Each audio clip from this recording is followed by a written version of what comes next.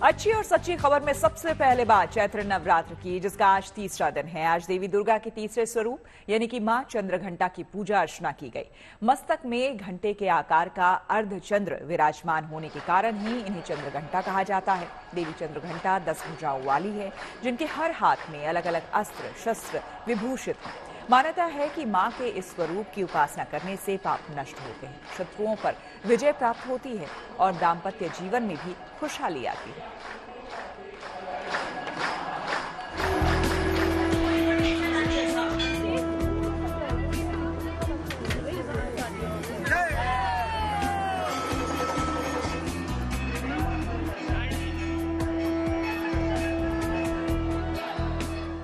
शक्ति उपासना के पर्व पर देश के तमाम मंदिर माता के जयकारों और मंत्रोच्चार से गूंज रहे हैं। पूरब से लेकर पश्चिम तक, उत्तर से लेकर दक्षिण तक हर जगह आस्था और भक्ति का एक जैसा ही माहौल नजर आ रहा है। चैत्र नवरात्रि के तीसरे दिन आज देवी दुर्गा के चंद्रघंटा स्वरूप की आराधना की गई।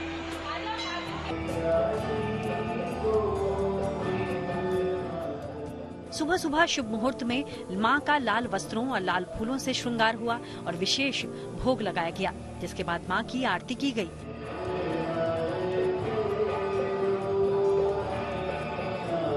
देश की राजधानी दिल्ली के 3 प्रसिद्ध देवी मंदिरों से आई इन तस्वीरों में मां के प्रति लोगों के इसी भक्ति भाव को देखा जा सकता है, चाहे छतरपुर मंदिर हो या झंडेवालान मंदिर या फिर कालका जी मंदिर हो। मां की एक झलक पाने को भक्त बेताब दिखाई दिए। कोई मां को अर्पित करने के लिए नारियल और लाल चुनरी लेकर आया, तो कोई मिठाई और फूलों की माला साथ लेकर आया। इस वक्त मैं दिल्ली के प्रसिद्ध कालका मंदिर में मौजूद हूँ और जैसे जैसे हम देख रहे हैं नवरात्रों के दिन बढ़ रहे हैं, वैसे वैसे श्रद्धालुओं का हुजूम भी यहाँ मंदिर में बढ़ता जा रहा है। क्योंकि कहते हैं मैया जब आती है 9 दिनों के लिए तो हर भक्त चाहता है कि वो भी माँ के दीदार कर ले, माँ के दर्शन कर ले। और इस वक्त कालका मंदिर की अगर मैं बात करूं तो यहाँ पर लाखों की तादाद में श्रद्धालु रोजाना पहुंच रहे हैं। आम दिनों में भी यहाँ पर जो श्रद्धालुओं का हुजूम होता है वो बड़ी तादाद में होता है, और जब बात नवरात्रि की हो तो यहाँ पर जो हुजूम है वो दुगना हो जाता है। और यहाँ श्रद्धालु सुबह से ही मंदिर में आना शुरू कर देते हैं। मंदिर के कपाट भी रात भर खुले रहते हैं और यही भव्यता है नवरात्रों की कि इस दौरान कोई भी श्रद्धालु यहाँ माता के दर्शन करे बिना लौटे ना, इसलिए मंदिर के कपाट भी खुले रहते हैं। मान्यता है कि मां की पूजा से साधक के सभी बिगड़े काम बनते हैं, साथ ही जीवन में किए गए सभी पाप नष्ट हो जाते हैं और मां की कृपा से जीवन में खुशहाली बनी रहती है। इसलिए मां के स्वरूप को बहुत कल्याणकारी माना गया है। पुजारी जी हमारे साथ जुड़ गए हैं। तीसरा दिन मां चंद्रघंटा की आज पूजा। कहते हैं मां चंद्रघंटा की पूजा करने से निर्भय। देखिए चंद्रघंटा का मतलब क्या है? चंद्र आकार का आधा चंद्रमा, इसी वहां से इसके मां का नाम चंद्रघंटा पड़ा। ये तीसरा दिन है नवरात्रि का। इसके अंदर लगातार अब जो लगातार जैसे माता का स्वरूप बदलता जाएगा तो पद्धति भी बदलती जाएगी। हमारे यहाँ पर तांत्रिक और सात्विक दोनों तरह से पूजा पाठ होती है। पूजा हो गई? हाँ जी हो गई, बहुत बढ़िया। हाथ में चुन्नी भी है और मैं देख रही हूँ चेहरे पर संतुष्टि का भाव कि चलो दर्शन। हाँ बहुत बढ़िया, बहुत बढ़िया। बहुत खुशी है, बहुत खुशी, बहुत इंतजार कर। क्या मांगा माँ से? कहते हैं माँ कुछ नहीं मांगती, माँ तो कहती है सदा हमारे साथ रहो। उधर चैत्र नवरात्रि के मौके पर लखनऊ से 28 किलोमीटर दूर मां चंद्रिका देवी के मंदिर में इन दिनों आस्था का सैलाब उमड़ रहा है। मां अपने इस धाम में पिंडी स्वरूप में भक्तों को दर्शन देती हैं और उनकी हर मनोकामना को पूर्ण करती हैं। वैसे तो यहाँ साल भर ही भक्त दूर दूर से आते रहे हैं, लेकिन मौका नवरात्रि का हो तो यहाँ रौनक देखते ही बनती है। हम हैं लखनऊ के चंद्रिका देवी सिद्ध पीठ में। माँ देवी का ये मंदिर है और देवी भगवती यहाँ पर पिंडी स्वरूप में दर्शन देती हैं। 9 पिंडियां हैं और 9 पिंडियों में वो शक्ति है कि जो भी यहाँ आकर के अपनी मन की बात कहता है उसके मन की बात पूरी होती है। दूर दूर से लखनऊ के बाहर से लोग आकर के यहाँ पर नवरात्र में दर्शन करते हैं और ये अनुपम स्वरूप माँ का, भगवती का देखते हैं। मां चंद्रिका देवी को लेकर त्रेता और द्वापर युग से जुड़ी कई पौराणिक मान्यताएं हैं। आसपास के कई गांव भी मां चंद्रिका देवी को अपनी कुल देवी मानते हैं। महाभारत काल से इस तरह जुड़ा हुआ है। एक तो आप बगल में देख रहे हैं सुदनवा कुंड, कितना सुंदर कुंड है। वो सुधनवा राजा के नाम पर है। दूसरा, बर्बरीक का यहाँ जो है इस जल को लेकर एक युद्ध भी हुआ था। और तीसरा जो है, जब पांडव अज्ञातवास पर थे, वो अज्ञातवास का जो 1 वर्ष था उसमें कुछ समय इस मंदिर पर काटा था उन्होंने। यहाँ पर द्रौपदी जी जो ये सुधनवा कुंड है, इन्हीं घाटों पे बैठती थी। तो वो भी एक ऐतिहासिक है कि महाभारत काल से भी ये मंदिर जुड़ा हुआ है। रामायण काल से तो है ही है, जैसा कि आप बता रही थी, लेकिन महाभारत काल के कई पात्र यहाँ जुड़े हुए हैं। हिंदू धर्म में नवरात्रि के ये 9 दिन बहुत शुभ माने गए हैं। इसलिए इस मौके पर लोग मां की आराधना के साथ ही नई गाड़ी की खरीद, नए कारोबार की शुरुआत, शादी, मुंडन और गृह प्रवेश जैसे काम भी करते हैं, ताकि उन्हें अपने काम में सफलता मिले और देवी मां की कृपा हमेशा बनी रहे। दिल्ली से नीतू झा और लखनऊ से शिल्पी सेन के साथ bureau report, good news today. Chaitra Navratri के चौथे दिन देवी दुर्गा के भव्य स्वरूप देवी कुष्मांडा की आराधना की जाती है। सुंदर छवि वाली देवी कुष्मांडा की पूजा करने से भक्तों के सभी दुख दूर हो जाते हैं और सुख, शांति और समृद्धि की प्राप्ति होती है। ऐसे में देवी कुष्मांडा के साधक कैसे करें पूजा और किस चीज का लगाए भोग, जानिए पंडित शैलेंद्र पांडे से। देखिए, नव दुर्गा का चौथा स्वरूप है माता कुष्मांडा का। नवरात्रि के चौथे दिन माता कुष्मांडा की पूजा की जाती है। अपनी हल्की हंसी के द्वारा ब्रह्मांड को उत्पन्न करने के कारण इनका नाम कुष्मांडा हो गया। हरे वस्त्र धारण करके या हरी चुनरी ले करके माता कुष्मांडा का पूजन करना चाहिए। पूजा के दौरान माता को हरी इलायची, सौंफ या कुम्हड़ा अर्पित करिएगा। इसके बाद उनका मुख्य मंत्र है ओम कुष्मांडा दैव्ये नमः। ओम कुष्मांडा दैव्ये नमः। इस मंत्र का 108 बार जप करें। आप चाहें तो माता कुष्मांडा की पूजा के दौरान सिद्ध कुंजिका स्तोत्र का पाठ करें। नवरात्रि के चौथे दिन का विशेष भोग, विशेष प्रसाद क्या है? मां कुष्मांडा को यानी नव दुर्गा के चौथे स्वरूप को मालपुए का भोग लगाना चाहिए। इसे स्वयं भी ग्रहण करना चाहिए और दूसरों को भी देना चाहिए। आपके अंदर जो मानसिक समस्याएं हैं या मन संबंधी समस्याएं हैं, वो समस्याएं दूर होती चली जाएंगी।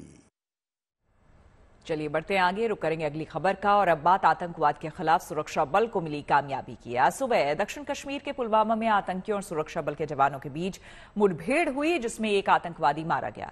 खुद कश्मीर पुलिस की ओर से सोशल मीडिया एक्स पर इस बात की जानकारी दी गई। मुठभेड़ वाली जगह से हथियार और गोला बारूद बरामद किया गया है।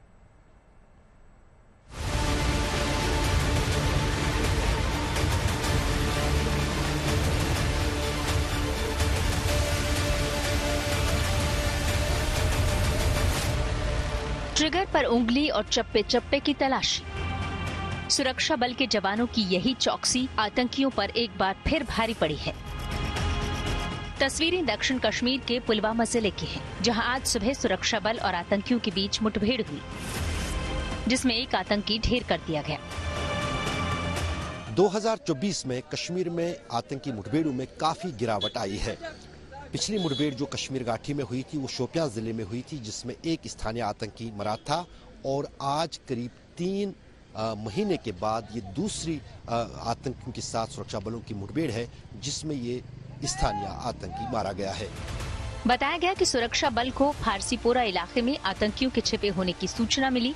इसी सूचना पर जवानों ने इलाके को घेर लिया ताकि आतंकियों को भागने का मौका न मिले। तभी तलाशी के दौरान आतंकियों ने जवानों पर फायरिंग शुरू कर दी। सेना के जवानों ने भी जवाबी कार्रवाई करते हुए फायरिंग की। इसी मुठभेड़ में एक आतंकवादी को ढेर कर दिया गया। कश्मीर जोन की पुलिस की ओर से सोशल मीडिया एक्स पर आतंकी के मारे जाने की पुष्टि की गई और ये बताया गया कि मुठभेड़ वाली जगह से जवानों ने गोला बारूद और हथियार बरामद किया है। मारे गए आतंकवादी की पहचान दानिश एजाज शेख के रूप में हुई है। पुलिस ने बताया कि वो श्रीनगर के अहमदनगर का रहने वाला है, जो कि 27 मार्च से लापता बताया जा रहा था।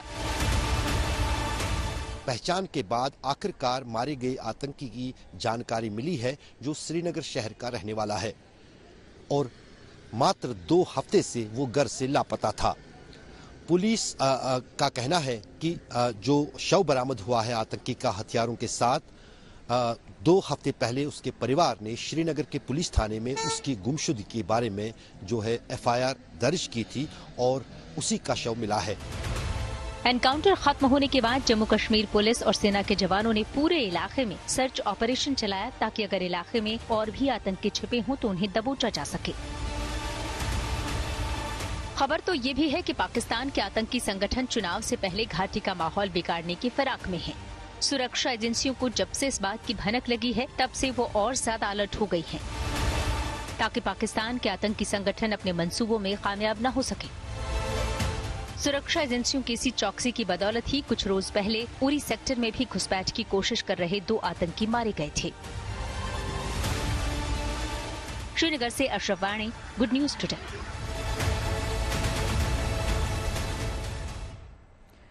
और अब बात पीजीआई चंडीगढ़ के हेपेटोलॉजी डिपार्टमेंट की एक चौंकाने वाली स्टडी की। अगर दुबले पतले होने के बावजूद आपका पेट बाहर की तरफ निकला हुआ है, तो अपनी सेहत को लेकर सतर्क होने का वक्त आ चुका है। अगर आपकी ये धारणा है कि सिर्फ शराब पीने से ही लीवर के खराब होने का खतरा खड़ा होता है, तो ये सोच गलत है। पीजीआई चंडीगढ़ के हेपेटोलॉजी डिपार्टमेंट और ब्लड ट्रांसफ्यूजन विभाग की स्टडी से तो यही खुलासा होता है। दोनों विभागों के अध्ययन में यह पता चला है कि शराब नहीं पीने वाले, तंदुरुस्त और स्वस्थ दिखने वाला लोगों में भी फैटी लिवर की शिकायत देखने को मिल रही है। अब तक फैटी लिवर के लिए मोटापा, diabetes, high blood pressure, cholesterol को जिम्मेदार माना जाता था, लेकिन आपको बता दें कि 1000 लोगों ने ब्लड डोनेशन यानी कि खून दान किया। इस दौरान हर डोनर का अल्ट्रासाउंड किया गया, जिसके बाद 53% लोगों में फैटी लिवर की शिकायत देखी गई, यानी कि हर दूसरे व्यक्ति में फैटी लिवर था, जिसका मतलब उनके लिवर में बहुत अधिक वसा थी। चौंकाने वाली बात यह रही कि ज्यादातर लोग न शराब पीने वाले थे और न ही उनको diabetes, high blood pressure, bad cholesterol की शिकायत थी। हालांकि ब्लड डोनेट करने वाले ज्यादातर लोगों के शरीर का वजन हाइट यानी कि लंबाई की तुलना में ज्यादा था, जिसकी वजह से उनके लिवर में फैट ज्यादा था। फिर भी वो एसिम्प्टोमेटिक थे, यानी उनमें फैटी लिवर के कोई भी लक्षण नजर नहीं आ रहे थे, जिसकी वजह से उन्होंने हेपेटोलॉजी विभाग के विशेषज्ञों के पास जाने की जरूरत नहीं समझी। डॉक्टर साहब, आपने कहा कि 53% जो मरीज है वो उनमें फैटी लिवर था। खास तौर पर क्योंकि ट्रांसफ्यूजन जो डिपार्टमेंट है ब्लड का, वहां पर इन लोगों ने खून दिया था, तो यानी अपने आप में तो वो मरीज हेल्दी होंगे, उनमें उसमें इस तरह के सिम्टम्स पाए गए। हाँ, तो उनको सिम्टम कुछ नहीं थे। तो और ये मैं यहाँ बताना चाहूँ कि लाइक अदर लिवर डिजीजेस, ये जो फैटी लिवर की बीमारी है, इसके भी इनिशियल स्टेज पे कोई सिम्टम्स नहीं होते हैं, या बहुत नॉन स्पेसिफिक सिम्टम होते हैं जो हम अपनी आम जिंदगी में उनको इग्नोर कर देते हैं। फॉर एग्जांपल, थोड़ा सा थकावट आ गई, वीकनेस हो गई, फैटिगेबिलिटी या मैलेज जिसे हम कहते हैं, या थोड़ा सा राइट साइड में अबडोमेन के जहाँ पे लिवर होता है, क्योंकि लिवर की स्ट्रेचिंग हो जाती है बढ़ने से, साइज बढ़ने से, तो थोड़ा सा भारीपन होता है, तो उसको इग्नोर करते हैं। इनको कोई सिम्टम नहीं थे। तो they were so called, as I said, healthy people coming to donate blood. और फिर जब उनका अल्ट्रासाउंड किया तो उसमें फैटी लिवर जो है मिला है। शरीर में लीवर का काम भोजन को पचाने से लेकर ब्लड फिल्टर करने और जहरीली पदार्थों को बाहर निकालना होता है। इसके अलावा लिवर के सेल में ग्लूकोज भी हजम होता है। हम जो खाते हैं या उससे जो ग्लूकोज बनता है वो 2 जगह पर जाता है, पहला लिवर में, जबकि दूसरा मसल्स यानी कि मांसपेशियों में। लिवर में जाने वाले ग्लूकोज को हजम करने के लिए इंसुलिन की जरूरत पड़ती है, जिसको पैनक्रियाज पैदा करता है। अगर हम शारीरिक गतिविधि यानी कि खेल, व्यायाम या योग नहीं करेंगे तो खाने से मिलने वाले शुगर का सही इस्तेमाल नहीं हो पाएगा, जिसकी वजह से वो लिवर में जाता रहेगा और वहां स्टोर होने लगेगा। ऐसे में शुगर वहां रहते हुए फैट में तब्दील होने लगता है, जिसकी वजह से लिवर फैटी हो जाता है। अगर हम कारण की बात करें, ठीक है, यानी सीधे तौर पर जो ये हेल्दी लोग थे जिन्होंने खून दिया था, खान पान या फिर जिस तरह से आज के जीवन में व्यक्ति है अपना जीवन व्यतीत कर रहा है, क्या यही कारण है? एब्सोल्युटली, बिल्कुल यही कारण है। ये जो फैटी लिवर डिजीज है, NAFLD या non alcoholic fatty liver disease, अब इसको MASLD भी कहते हैं, ये एक लाइफस्टाइल डिजीज है। ये आपके लाइफस्टाइल से जुड़ा है। सीधा सीधा इसका ये है कि जो आपके बॉडी में फैट अगर ज़्यादा है, वही फैट आपके लिवर में जाएगा। और बॉडी में फैट ज़्यादा क्यों होगा? जब आप फैट जो कैलोरीज हैं वो ज़्यादा लेंगे और एक्सेस कैलोरीज जो है आपकी बॉडी में फैट के फॉर्म में जमा होती हैं या डिपॉजिट होती हैं। और अगर आप कैलोरीज को बर्न कम कर रहे हैं, मतलब एक्सरसाइज कम कर रहे हैं, कैलोरीज ज़्यादा ले रहे हैं, एक्सेस कैलोरीज लेके बॉडी में एक्सेस कैलोरीज फैट की तरह डिपॉजिट हो गई, वही एक्स्ट्रा फैट जो है आपके लिवर में जाके डिपॉजिट होगा सबसे पहले, और बाकी ऑर्गन्स में भी जा सकता है। तो it's a lifestyle disorder and the most important reason for this is your body weight और your weight gain. Liver is one of the favourite sites, और हमारे बॉडी में फैट डिपोजिशन के भी कई तरह के एरियाज हैं। एक तो आप शरीर देख रहे हैं, पूरे शरीर में कहीं भी फैट इकट्ठा हो सकता है, और एक फैट होता है जो हमारे पेट के आसपास होता है। आपने देखा होगा खासकर इंडिया में या साउथ एशिया में लोग, कुछ तो है जिनका एक्सेस वेट होता है, उनको हम कहते हैं कि मोटापा है। कुछ लोग होते हैं वैसे दिखने में इतने वेट ज्यादा नहीं लग रहा होता, लेकिन उनका पेट निकला हुआ होता है। तो इसको हम सेंट्रल ओबेसिटी कहते हैं या विसरल ओबेसिटी कहते हैं। ये जो पेट के अंदर वाला ये जो फैट होता है ना, ये ज्यादा खराब माना गया है आपके लिवर के लिए भी।